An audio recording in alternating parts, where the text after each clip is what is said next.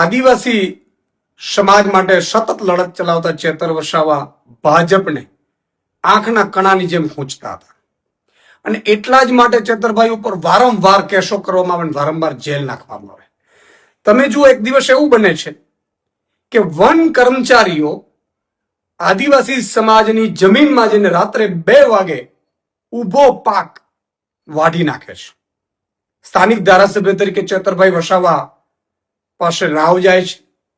ચેતરભાઈ વસાવા એ one કર્મચારીઓ સાથે વાતચીત કરે છે અને કહે છે કે ભાઈ તમે રાત્રે 2 વાગે આમના ઉભા પાકે જળ જંગલ જમીનમાં જે કાનૂન લાગુ પડે છે એ અંતર્ગત આદિવાસી સમાજને જમીન આપવામાં આવેલી છે અને ઉભા પાકમાં તમે લણી નાખો છો, અને એ પણ રાત્રે 2 વાગે.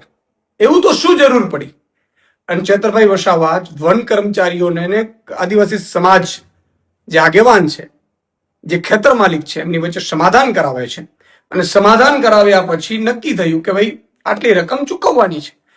અને સમાધાન થઈ ગયા પછી ભાજપ વાળાને ત્યાં મેસેજ પહોંચે છે કે વન કર્મચારીઓની સામે ચેતર વસાવા છે એ બોલાવીને ધમકાવે. ભાજપને તો જાણે કે બધી જ બાજુથી, ચારે બાજુથી જેટલી પણ પાર્ટીઓ હોય એમાંથી ખરીદ ફરોખ્ત કરીને, ડરાવીને, ધમકાવીને, ખોટા કેસ કરીને, સજાઓ કરાવડાવીને જાણે પોતાની પાર્ટીમાં નાખી લેવાની એક હોડ જામી છે કે કોઈ પણ માણસ સામાન્ય જનતાનો અવાજ ઉઠાવવો ન જોઈએ, અમારા ડબ્બામાં, ગોડાઉનમાં પુરાઈ જવું જોઈએ.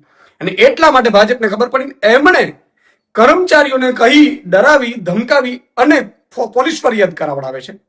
અને એ મામલામાં ચેતર વસાવા જેલ પણ જઈ આવ્યા અને ફરીથી ડે ટુ ડે કેસ ચલાવીને આજે ચેતર વસાવા ઉપર ભાજપ વાળાએ 7 વર્ષની સજા કરાવડાવી છે. તમે જુઓ કે કેટલા કેસો છે જેમાં તાત્કાલિક સજા થઈ હોય. જ્યારે સમાજના મુદ્દા ઉઠાવે છે ચેતરભાઈ વસાવા, એટલે ભાજપને ગમતું નથી, ભાજપના નેતાઓને ગમતું નથી, કારણ કે આદિવાસી સમાજનો તો અવાજ બની શકતા નથી, સરકાર એમની છે. અને ચેતરભાઈ વસાવાને લોભ લાલચ પણ આપી કે આવી જાઓ ભાજપમાં, નહીં તો આમ કરી નાખીશું, તેમ કરીશું. આ પહેલા પણ કેટલાક બેક ઓપરેશન એમના સફળ પણ ગયા કે ખોટા કેસો હોય કે સજા પડવાની હોય, તમને સજા પડી જશે નહીં તો.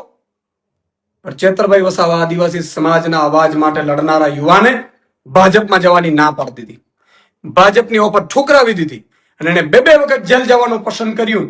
પરંતુ આખરે ભાજપે ચાલ ચલાવીને એમની સજા કરાવડાવી છે. આ સજા 7 વર્ષની થઈ છે. સ્વાભાવિકપણે ચેતરભાઈ વસાવાના ધારાસભ્ય પદ ઉપર પણ આ લોકોએ ખતરો નાખ્યો છે. પરંતુ આદિવાસી સમાજ આ ભાજપને છોડશે નહીં. આદિવાસી સમાજ આ ભાજપને ચેતરભાઈ વસાવા ઉપર જે અત્યાચાર કર્યો છે, અન્યાય કર્યો છે, એમને ડે ટુ ડે કેસ ચલાવડાવીને આજે ઉપલી અદાલતમાં અમે જશું, ન્યાય તો મળશે આજે નહીં તો કાલે. પરંતુ અત્યારે સમાજને ડરાવડાવીને, આદિવાસી સમાજના હીરોને ડરાવડાવીને જે ભાજપે ખેલ રચ્યો છે, એ મને લાગે છે કે આદિવાસી સમાજ અંબાજીથી ઉમરગામ સુધી માફ નહીં કરે.